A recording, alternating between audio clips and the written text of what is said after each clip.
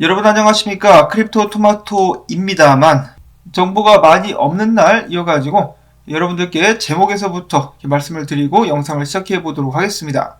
첫 번째로는 비트코인 컨퍼런스에 참석했었던 미국의 뉴햄프셔주 상원 의원 후보자가 행사에서 이렇게 밝혔다라고 합니다.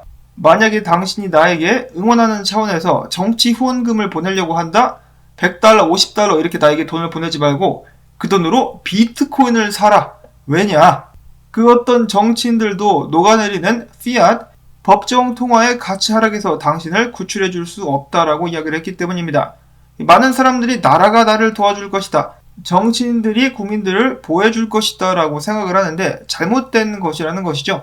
사실상 지금 사회적으로 큰 문제들은 사실 정치인들 때문에 생겨났다라고 해도 과언이 아닐 것입니다. 그런 상황 속에서 예를 들어 베네수엘라도 그랬었고 우크라이나에서도 탈출하는 사람들이 가장 크게 의지할 수 있었던 것이 비트코인이다 라고 생각을 해볼 수가 있겠습니다. 왜냐하면 눈에 안 보이니까 뺏길 염려가 없다라는 것이죠.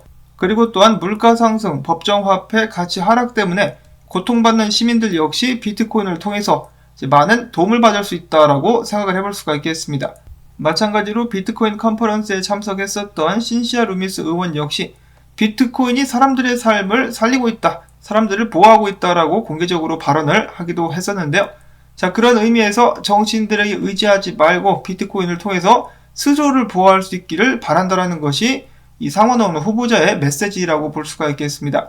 러시아 우크라이나 사태에 관심이 집중돼 있어가지고 잘 드러나지 않는, 조명되지 않는 사건들도 많이 일어나고 있는데, 자, 스리랑카만 해도 경제난이라든지 여러 가지로 고통을 심하게 받고 있다라고 합니다. 여러분들도 보시면 아시겠지만은 한국에서도 물가 상승이 예사롭지가 않은데요.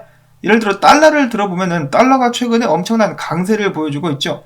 다른 나라 화폐들에 비교해가지고 달러가 강세를 보여주고 있는데 미국 내에서의 인플레이션율을 보시면은 통계적으로는 7%라고 하는데 과거 기준을 대입해 본다라면은 실질적으로는 15%에 육박한다라고 합니다. 그 말인즉슨 법정 화폐들 중에서 가장 힘이 센 달러지만은 실질적인 구매력과 가치는 계속해서 떨어지고 있다는 것이겠죠.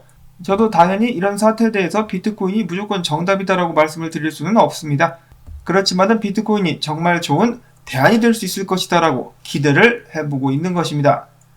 자, 이어서 캐나다 억만장자이자 샤크탱크의 진행자인 케빈 올레리, 한국말로는 오리어리라고 하는데 이 오리어리 씨가 이야기하기를 비트코인은 전 세계적인 준비통화가 될 것이다 라고 밝혔습니다. 자, 비트코인이 준비통화가 된다. 바네크 같은 경우는 과거에도 그랬었고 이번에 다시 한번 금과 비트코인이 준비자산이 될 수 있다라면 비트코인 가격이 130만 달러까지도 상승할 수 있다라고 이야기를 한 바가 있습니다. 자, 전 세계가 흔들려 가고 있는 가운데 비트코인은 과연 그 입지를 공고히 할 수 있을 것인가 계속해서 기대를 해보도록 하겠고요.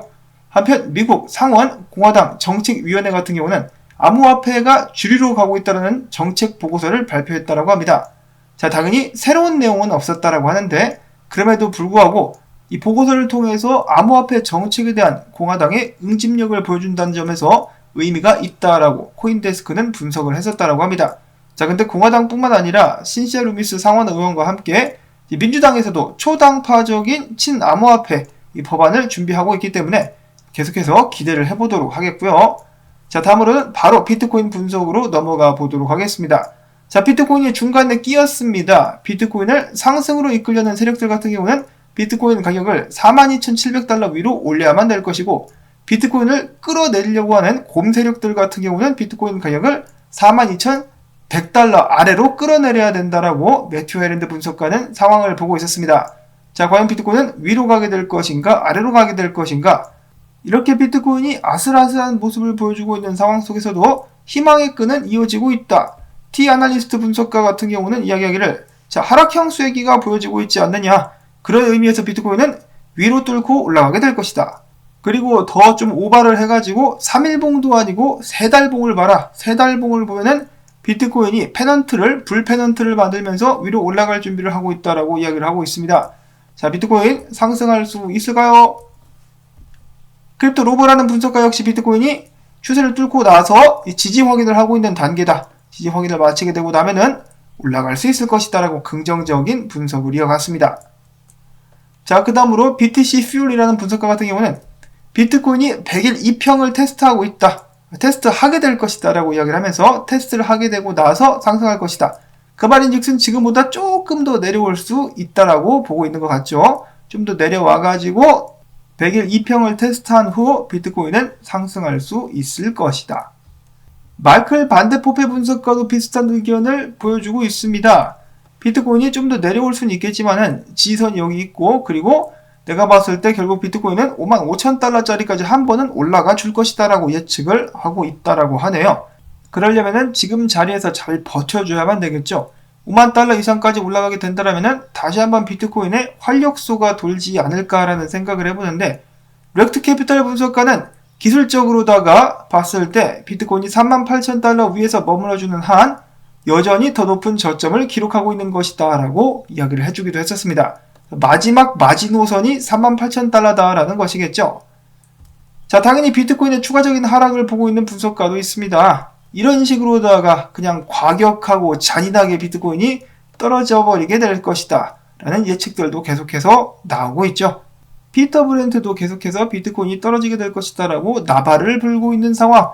결론은 무엇입니까? 비트코인이 그래도 38,000달러 위에서 수성할 수 있다면 계속해서 희망의 끈을 이어갈 수 있는 것이고, 그렇게 하지 못하고 더 낮은 저점을 기록을 해버리고 만다. 그러면은 밑으로 쭉 빠지면서 나가리 될 가능성이 높아질 수 있겠다라고 해석을 해볼 수가 있겠습니다. 그리고 만약에 비트코인이 크게 빠진다 그러면은 알트코인들은 뭐 말할 것도 없겠죠. 다 같이 녹아버리는 수가 있으니까 참고를 해야만 될 것 같습니다. 부디 그런 일은 발생하지 않고 비트코인이 잘 벗어줄 수 있기를 바라보면서 기타 소식 몇 가지가 있습니다. 한국 기사 중에 이런 게 나왔어요. 샌드박스 네트워크 팬덤 기반 NFT 한다지만 이래저래 하면서 샌드박스라는 회사에 대해서 이야기를 해주고 있습니다.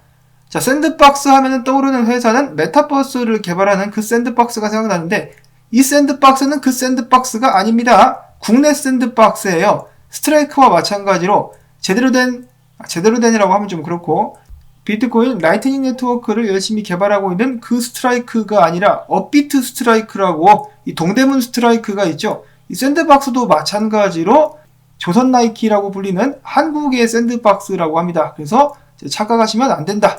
이 샌드박스는 메타버스 샌드박스가 아니다라는 것을 기억을 해주실 수 있기를 바라고요. 다음은 이더리움의 지분 증명으로서의 전환이 다가오게 됨에 따라 채굴자들이 그 전에 열심히 이더리움을 채굴해야 된다라고 하면서 엄청나게 채굴에 집중하게 됨에 따라 이더리움 해시파워가 사상 최고치를 경신했다라고 합니다. 여기에 따라가지고 이더리움 가격도 좀 같이 올라가 줄 수 있으면 좋겠다라는 바람을 가져보고, 마지막으로는 어제 유니스왑의 집단 소송이 걸렸다라는 소식이 나왔었습니다. 근데 고래들이 유니스왑을 또 많이 샀다라고 하네요. 뭐지? 자, 물론 고래들이 많이 샀다고 가격이 오르는 것은 아니겠습니다만 좀 어리둥절한 그런 상황이 나왔다라는 소식을 마지막으로 여러분들께 전해드리면서 오늘 영상은 여기서 또 마무리를 짓도록 하겠습니다. 나온 정보들이 여러분들께 도움이 되셨다면 주말 스트레칭, 고고싱, 광고가 나오는 동안에 찌뿌둥한 몸 스트레칭을 해주실 수 있기를 바라면서 좋아요도 부탁을 드립니다. 자, 그러면 저는 다음에 새로운 소식 가지고 인사를 드리도록 하겠습니다. 안녕히 계십시오.